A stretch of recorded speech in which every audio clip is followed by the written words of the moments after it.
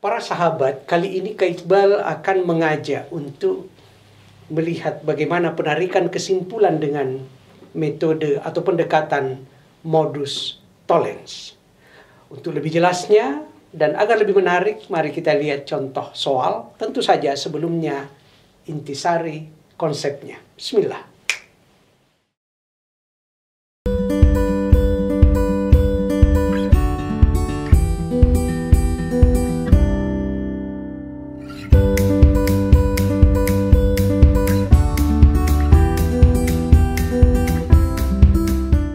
Sahabat cendekia, penarikan kesimpulan dengan menggunakan pola atau cara atau metode modus tollens ada kemiripan dengan penarikan kesimpulan untuk pendekatan modus ponens yang sudah kita bahas sebelumnya. Nah, sekarang di mana perbedaannya? Kalau kita melihat kesamaannya, pertama adalah sama-sama punya premis pertama dalam bentuk kalimat implikasi. Jika G, maka C. Nah, kemudian untuk modus tollens ada premis kedua di mana sahabat cendekia perhatikan sesudah kata maka itu ditidakkan menjadi tidak C. Sementara kalau pada modus ponens justru yang diketahui sebelumnya itu adalah G-nya. Nah, sekarang kita fokus pada modus tollens. Kalau terjadi sesudah maka itu ditidakkan, Kak Iqbal ulang, sesudah maka, yaitu maka C, itu ditidakkan menjadi tidak C, simpulannya adalah sesudah jika tetapi sebelum maka itu yang ditidakkan. Simpulannya menjadi tidak G. Nah, supaya lebih asyik, lebih menarik, lebih real, lebih konkret, yuk kita lihat bagaimana contoh soalnya.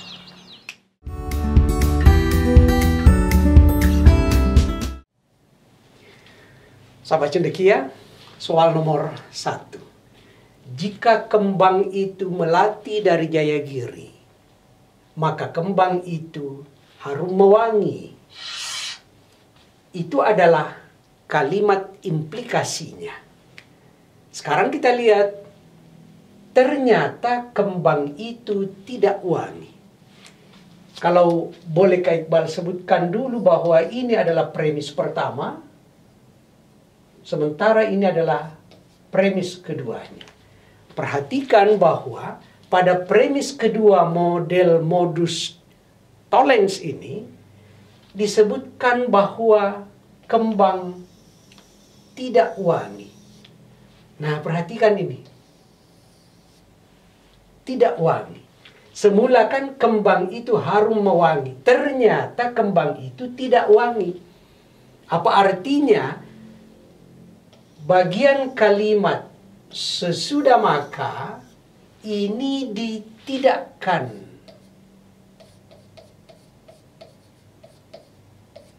Oke? Simpulannya, maka kalimat yang ada sesudah jika itu juga ditidakkan. Itu makna dari rumusan bahwa P maka Q, kalau ini tidak Q, maka simpulannya adalah tidak P. Ini rumusannya. Sekarang kalau kita buat dalam bentuk teks langsung, supaya lebih mudah untuk mengerjakannya, pola yang Kak Iqbal tunjukkan ini adalah langsung saja ke kalimatnya. Sekarang tinggal kesimpulannya adalah ada di sini. Bagaimana caranya? Tidakkan ini. Artinya kembang itu melati dari Jayagiri mau ditidakkan, dia akan muncul kata kembang itu, bahasa sederhananya awalnya tidak melati dari Jayagiri. Cuma diksi bahasa Indonesianya kan kurang nyaman. Oleh karena itu bisa berubah, kata tidak bisa dibuat menjadi betul, bukan. Semakna kan? Nah, mari kita lihat. Alfa, kembang itu melati tidak wangi. Bukan ini, bukan kita bicarakan. Kita perlu ke kesimpulan ini, fokus ke kesimpulan ini. Mohon maaf untuk Alfa. Bravo, kembang itu melati bergaya kini. Ini pembicaraan bergaya kini ini bukan bagian dari soal. Kembang itu bukan melati. Taunya dari mana? Oke. Boleh jadi melati, tapi melati apa? Wallahu alam. Sekarang bukan ini. Kembang itu bukan melati wangi. Kembang itu bukan melati dari Jayagiri. Sekarang bagaimana mudahnya? Kak Iqbal sudah tunjukkan. Fokuslah ke ini. Jadi kembang itu tidak melati dari Jayagiri atau bukan melati dari Jayagiri. Yang kita dapatkan jawabannya adalah Reho. Gitu. Kita permahir.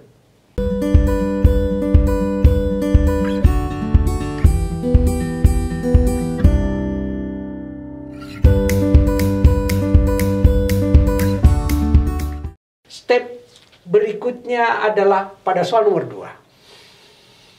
Jika semua pihak mematuhi aturan, maka tidak ada kerusuhan. Itu kalimat implikasinya. Menurut soal, terjadi kerusuhan di daerah Z. Semula disebutkan tidak ada kerusuhan. Ternyata terjadi kerusuhan di daerah Z. Soal kita nomor 3. Biar semakin mahir. Jika wajahnya memerah, ia merasa malu. Jika gaunnya kemuning, ia tidak berhijab ungu.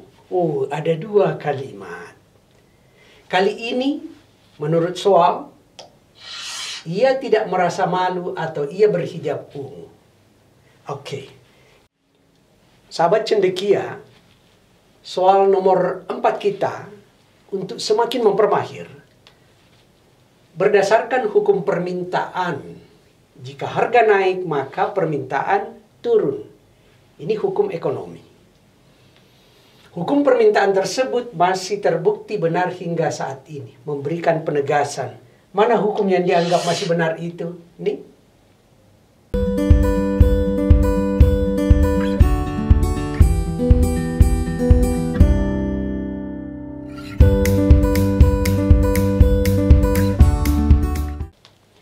Jika seseorang anti korupsi, maka dia menjauhi gratifikasi. Benar bahwa orang yang menjauhi gratifikasi, hidupnya tenang. Apa yang kemudian muncul? Hidup raspat, tidak tenang. Kak Iqbal, ini ada 2 premis. Premis pertama sudah muncul dalam bentuk implikasi. Premis yang kedua muncul dalam bentuk penekanan hubungan hidup tenang. Ini adalah model atau ini adalah soal tes CPNS. Mudah saja. Apa itu? Jadikan dulu ini menjadi 1 kalimat. Bagaimana menjadikan 1 kalimat, Kak Iqbal? Kan ada PHB-nya. Kak Iqbal sebutkan gini ya. Ini premis pertama, ini premis kedua. Bagaimana cara menarik kesimpulannya? Lihat PHB-nya. Ada PHB enggak? Ada. Jika seorang anti korupsi maka dia menjauhi gratifikasi. Ada juga di sini menjauhi gratifikasi. Ini muncul PHB. Oke. Apa fungsinya PHB? Menghubungkan. Apa yang dihubungkan? Hubungkan yang sebelum PHB dengan bagian kalimat yang sesudah PHB. Apa sebelum PHB di premis pertama? Jika seseorang anti korupsi, kan kalimatnya, maka hidupnya sesudah PHB, hidupnya tenang. Jadi itulah simpulannya. Apa simpulan itu? Ini adalah bagian pertama. Jika seseorang anti korupsi, kita sambung dengan makanya, maka hidupnya tenang. Oke, Kak Iqbal ulang. Jika seseorang anti korupsi, maka hidupnya tenang. Ternyata menurut soal hidup raspat tidak tenang. Nih. Apa artinya? Di sini disebutkan hidupnya tenang, di sini disebutkan tidak tenang, berarti diberikan kata tidak. Nih. Barulah sama, tidak tenang, tidak tenang. Menurut aturan, pola, modus tollens, Kalau bagian belakang kalimat ditidakkan, maka depannya juga ditidakkan. Mana bagian depannya? Ini. Berarti ini juga harus ditidak. Mudah sekali, struktur logikanya rapi. Nah, carilah jawaban, itulah kesimpulan, cari jawaban. Seseorang tidak anti korupsi. Dalam hal ini seseorang itu adalah Raspat. Berarti dalam hal ini Raspat tidak anti korupsi. Mari kita lihat alfa. Raspat menjauhi gratifikasi namun hidupnya tidak tenang. Simpulan kita ini loh. Berarti mohon maaf, bukan alfa. Bravo, Raspat menjauhi pemberian gratifikasi. Kita pengen menyembuhkan kesimpulan seseorang tidak anti korupsi di mana seseorang itu adalah Raspat. Berarti bukan. Raspat adalah orang yang anti korupsi. Betulkah dia orang anti korupsi? Katanya tidak anti korupsi, berarti bukan. Raspat bukan orang yang anti korupsi. Nah, benar kan? Ini. Berarti jawabannya adalah delta. Dalam hal ini kita sebutkan tidak anti korupsi, tidak itu bersepupu 0 kali dengan kata bukan orang yang anti korupsi. Apakah tidak dapat disimpulkan? Ada kok kesimpulannya delta.